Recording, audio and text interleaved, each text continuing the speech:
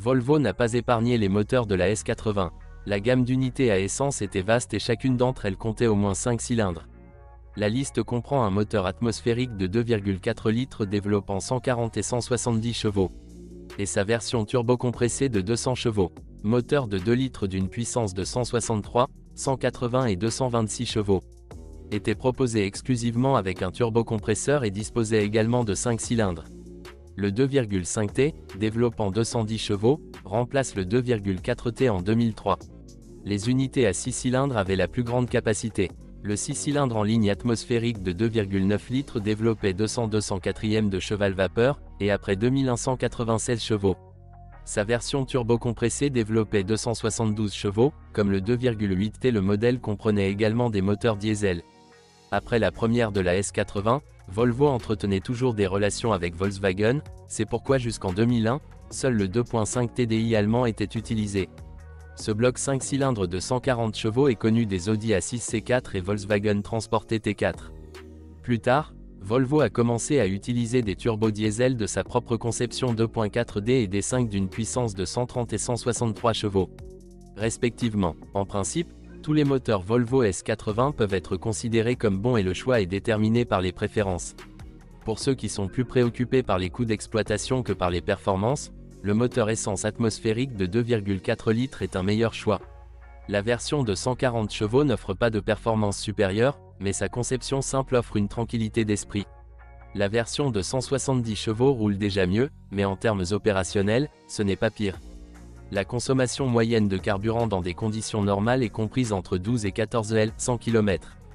Sur autoroute, on peut même descendre en dessous de 10 litres, mais il faut rouler très lentement. Le moteur suralimenté de 2,4 litres consomme plus d'essence. Vous pouvez économiser du carburant en choisissant le diesel. La consommation sera inférieure à celle des moteurs à essence, mais qu'importe si le système de carburant, une maladie typique, ou le turbocompresseur tombe en panne. Les réparations ne seront pas bon marché. Le diesel Volkswagen aurait pu être le juste milieu, mais il a été installé au tout début de la production. Par conséquent, de nombreuses unités sont déjà très usées et le moteur lui-même ne peut pas se vanter d'un fonctionnement silencieux et doux. Cependant, sa réparation est certainement moins chère que dans le cas des turbodiesels Volvo. Certes, le TDI est bien inférieur au D5 en termes de bon fonctionnement. Ceux qui apprécient les bonnes performances ont l'embarras du choix. Le moteur souhaité est un moteur atmosphérique 6 cylindres de 2,9 litres développant 196 chevaux.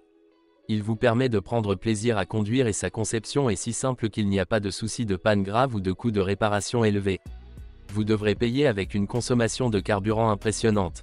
Un moteur turbo de 2 litres avec un faible degré de suralimentation serait également une bonne alternative. Ceci est fait afin d'améliorer les caractéristiques de couple. Le moteur produit un maximum de 240 Nm dans la plage de 1850 à 5000 Tr/min. Les scientifiques atmosphériques ne peuvent pas faire cela. Si vous souhaitez économiser de l'argent, choisissez la version de 163 chevaux, et pour ceux qui aiment la conduite rapide, le T5 avec un rendement de 226 chevaux vous conviendra. Le modèle S80 T5 diffère légèrement du S80 standard avec des réglages de suspension plus serrés. Le T6, en revanche, a été préparé principalement pour les autoroutes au virage doux. La vitesse maximale de ce modèle est de près de 270 km/h. Nous avons déjà ici affaire à un moteur très puissant et donc plus exigeant. Cela peut être coûteux à réparer, surtout avec 2 turbocompresseurs.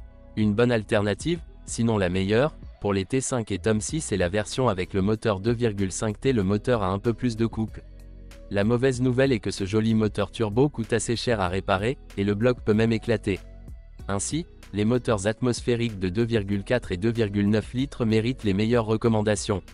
Bien que les moteurs Volvo soient réputés pour leur durabilité et leur fiabilité, cela ne signifie en aucun cas que lorsque vous achetez une voiture avec un kilométrage de 300 000 km, vous ne pouvez que vous réjouir.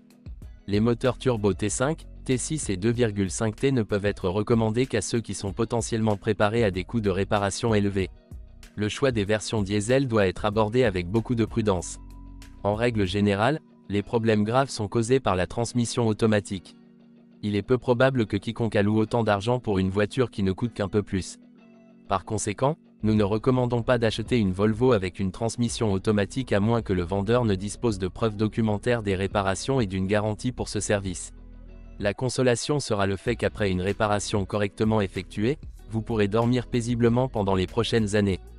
Pendant le fonctionnement, il n'y a aucune plainte concernant le système de transmission intégrale AWD. Cependant, il faut mettre à jour l'huile de transmission tous les 60 000 km.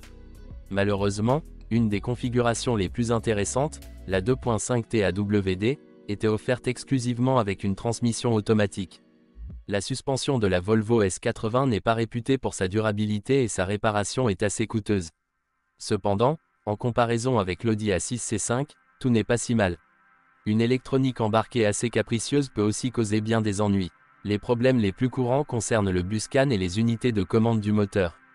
Des dysfonctionnements dans le fonctionnement des équipements électriques se produisent en raison de contacts aigris et d'une perte de masse. Parfois, l'éclairage tombe aussi en panne. En cas de problèmes électroniques, il est assez difficile de les résoudre seul. Très probablement, vous aurez besoin de l'intervention d'un spécialiste, ce qui, malheureusement, coûte cher et pas toujours efficace. Il est extrêmement important de vérifier le fonctionnement de la climatisation, des vitres électriques, du toit ouvrant électrique, des sièges et du volant avant d'acheter. La Volvo C80 sera tout à fait abordable à entretenir si vous choisissez l'un des moteurs les plus simples. La règle générale concernant les moteurs à essence est que plus ils sont puissants, plus leur fonctionnement coûte cher. Quant au moteur diesel, plus le moteur est moderne, moins il y a de problèmes, mais plus les coûts de réparation sont élevés. Contrairement à la croyance populaire, la Volvo S80 n'est pas une voiture particulièrement problématique. Mais si le moteur ou la boîte de vitesse tombe en panne, la réparation ne sera certainement pas bon marché. Heureusement, le marché des pièces détachées est bien développé.